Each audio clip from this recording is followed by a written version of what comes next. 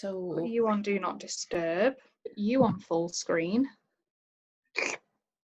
no muffins. What? Bless you. Alexander Hamilton. Okay, I'm hungry. I really wanted that muffin. Right, shall we get started?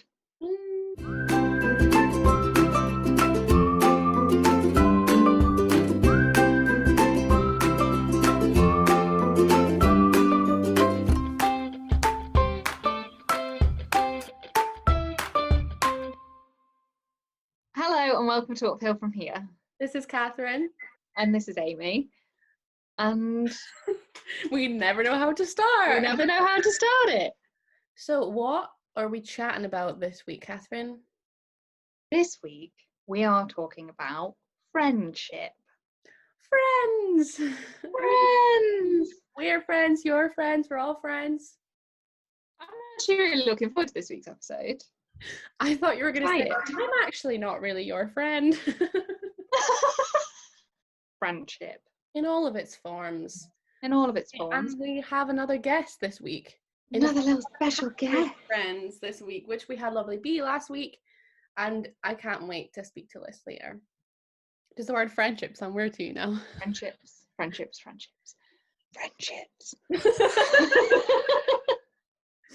Shall we just get started?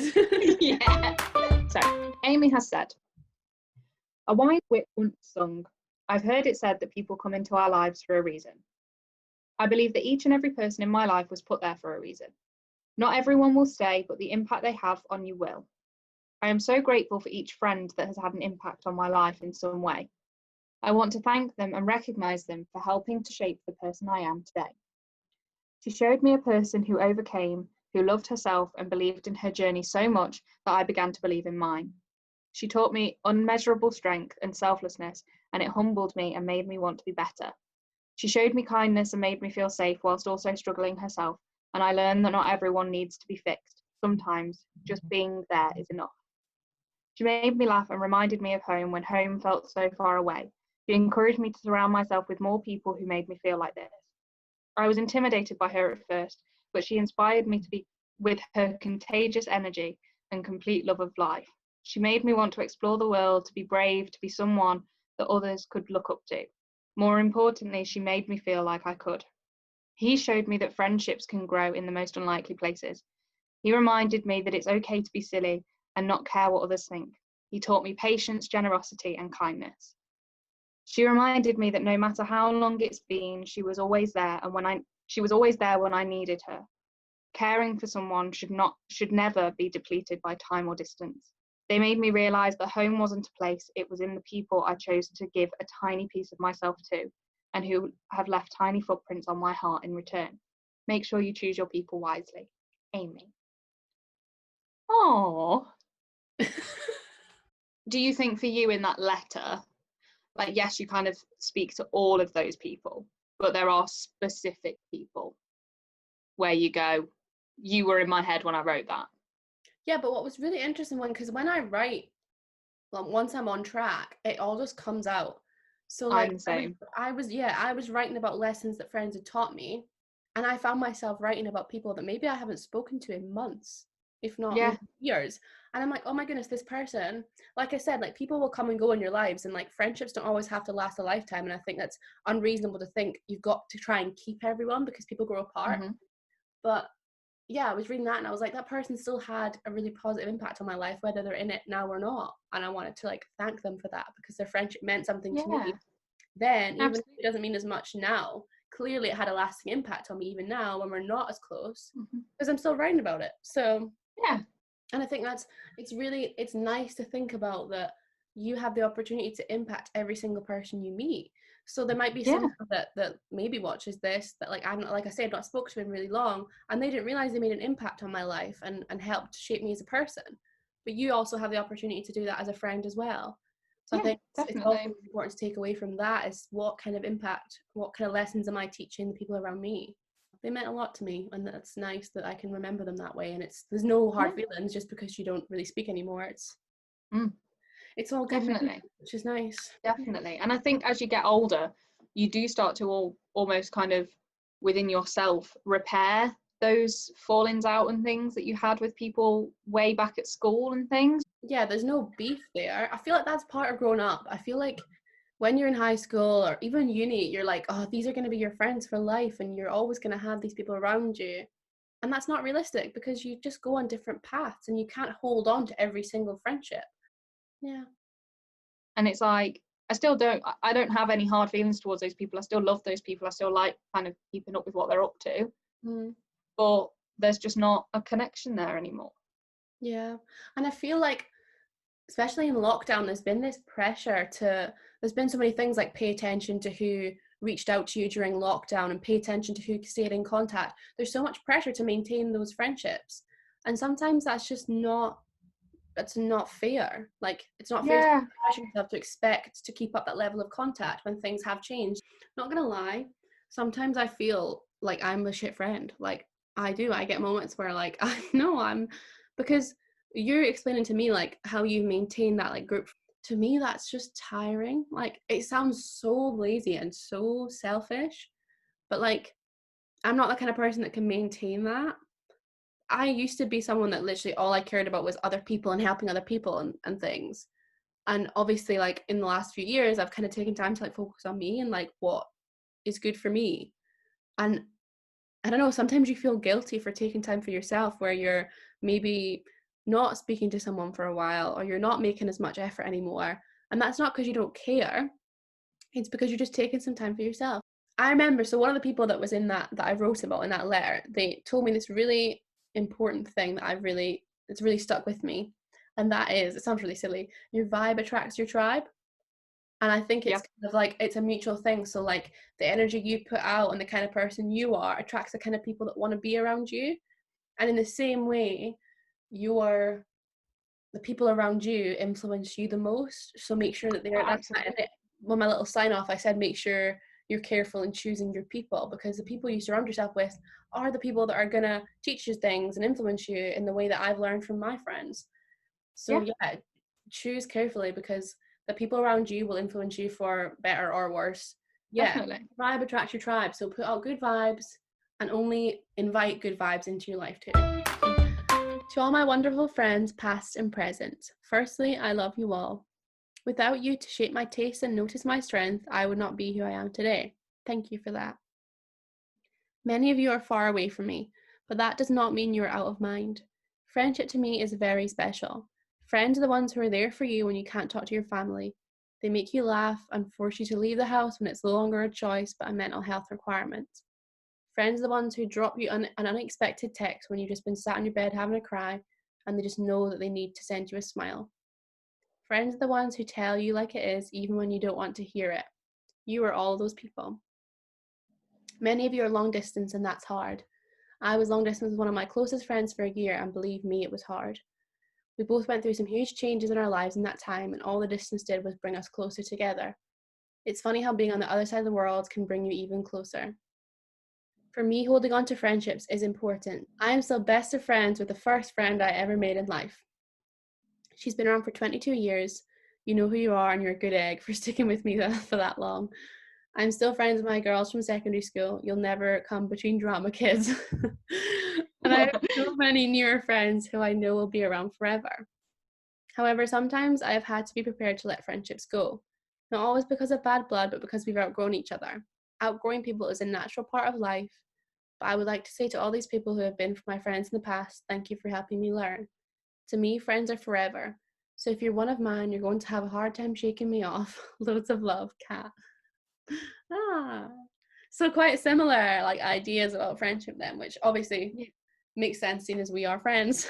I wouldn't necessarily say that I am still close with the girls I was friends with when I was younger, and because I'm not the same person anymore. But how have you found kind of growing up with them?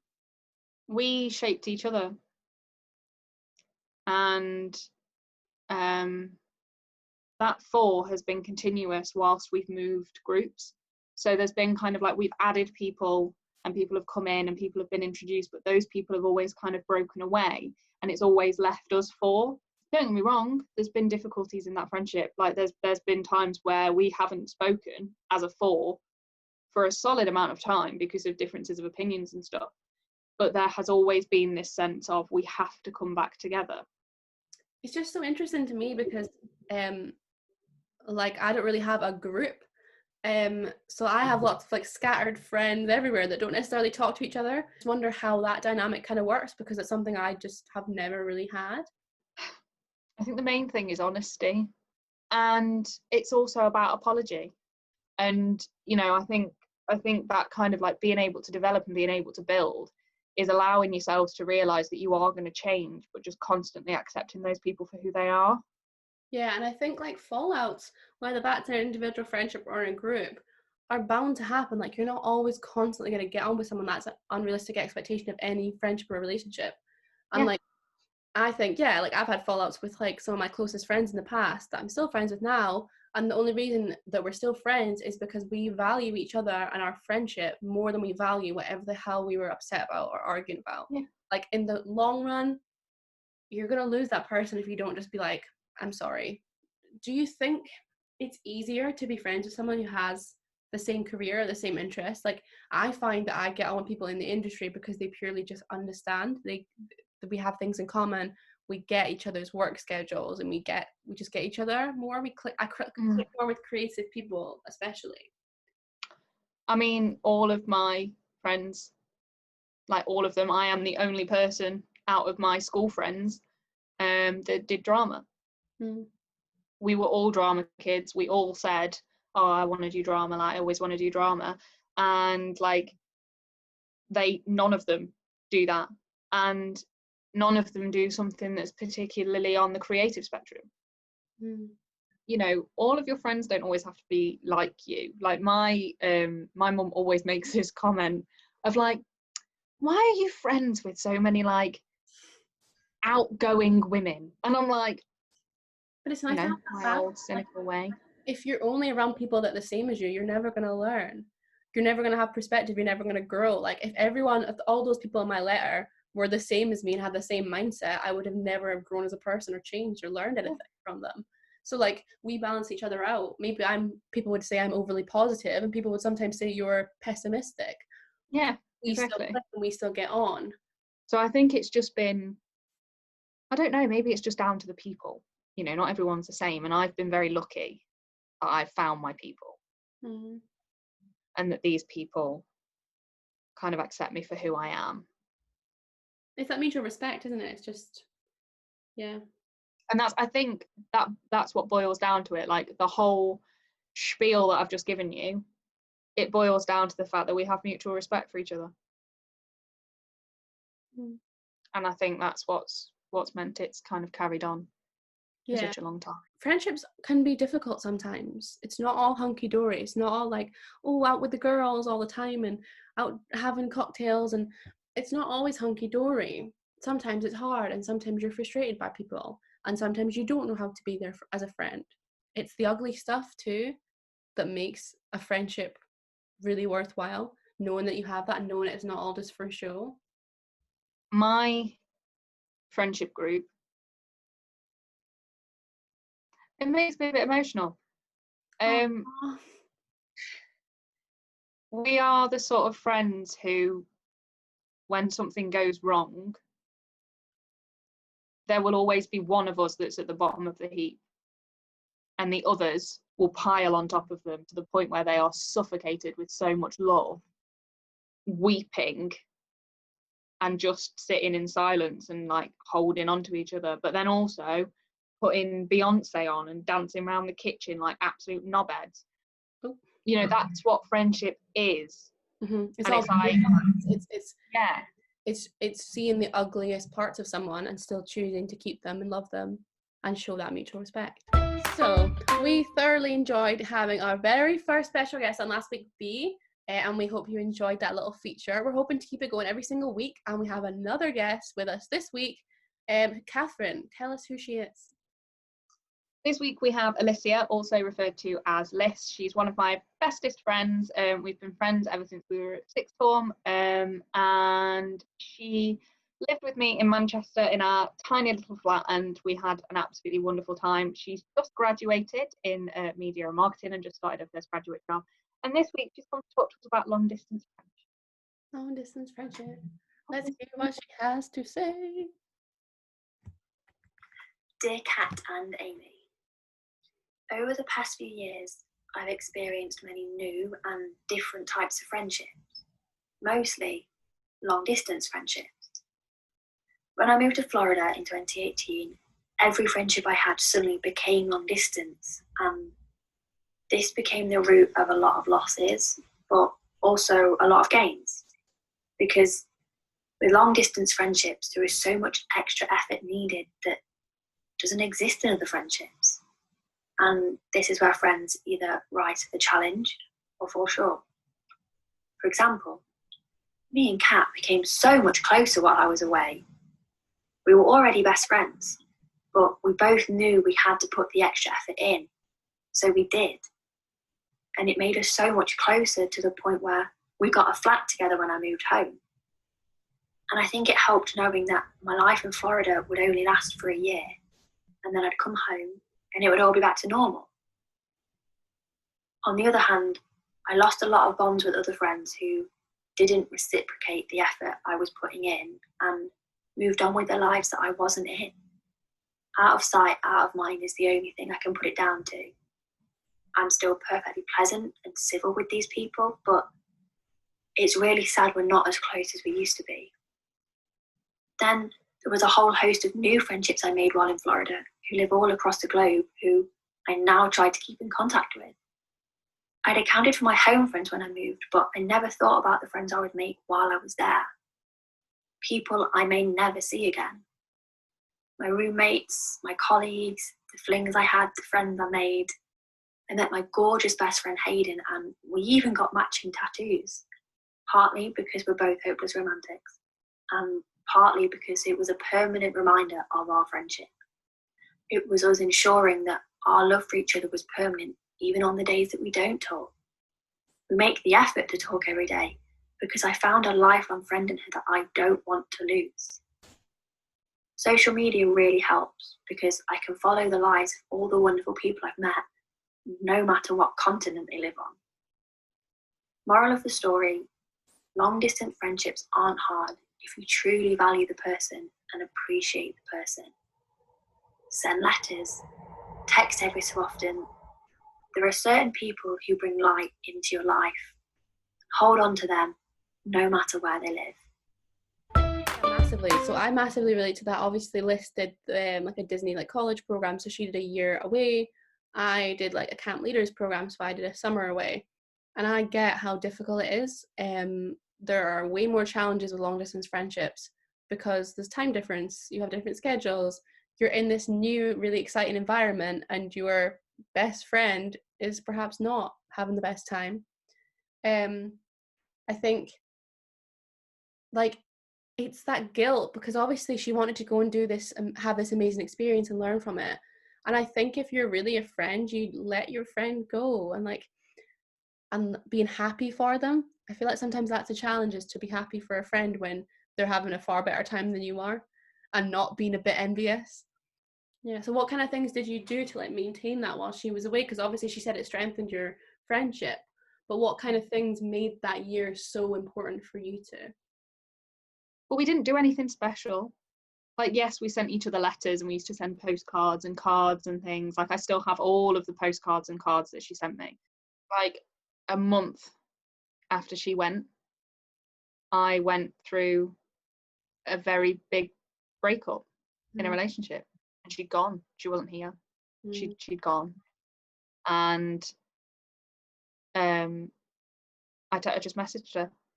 I messaged her the minute that it happened. And I just messaged her and I said, I don't want to talk about it. I just want to speak to you. And she sent me Miranda gifts to make me laugh. And it's hard. It's heartbreaking, especially like you say, when things do happen, like a breakup or a loss or something really sad happens, and all you want to do is give them a hug and be there for them, but you can't. Sometimes if someone's going through a difficult time, you suddenly feel like I'm a fixer. I want to fix things. I want to help people. I want to try and make it better. And sometimes when someone's in a crap place, like a close friend, sometimes you can't fix it. And it's not your job to fix someone at all in a friendship. And I think, yeah, I just learned just being there and just keeping that stream of support there, just checking in is important. But you shouldn't feel pressure to try and solve the situation for them. Yeah. Mm-hmm. But as well, like on that same vein, you know, understand when someone is struggling. Because when people struggle, they automatically give off negative energy. It's a natural process. You know, when somebody is down or someone is struggling or someone is stressed, they give off negative energy. They snap, they flip out, they get worked up, they get short-tempered. And it's that thing of like, you know, it doesn't necessarily mean that they've changed or they've become a toxic person. It's the case of, I need to bear with you whilst you work through this to get back to your old positive self again. And it's just knowing that that's what that person needs. You know, you get to know every side of someone if you make that effort. You said you're as a friend, just like you accept people for who they are, and like that means that people feel comfortable showing you their ugly bits.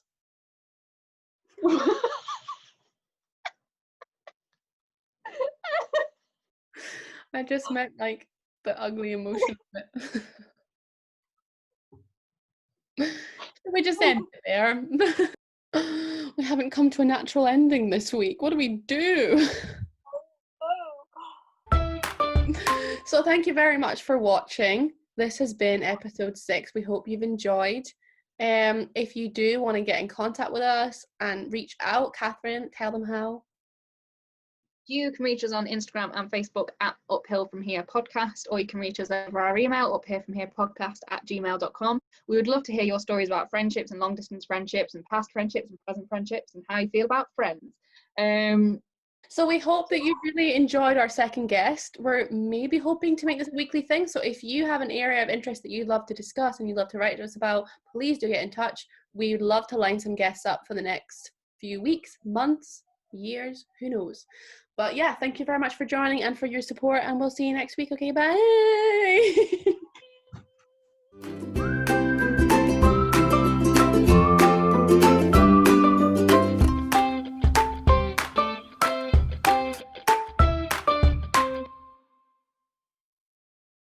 Chatting bollocks at this point. Let's do that bit again. So yeah, ooh, professional. Monka. Monka. Oh. I feel like a light just changed there. Is that me? Oh, it was my own hand. Up, it's like this giant ball. Yeah, that's the inner workings of my mind. I've not sent Catherine a picture of my hoo-ha.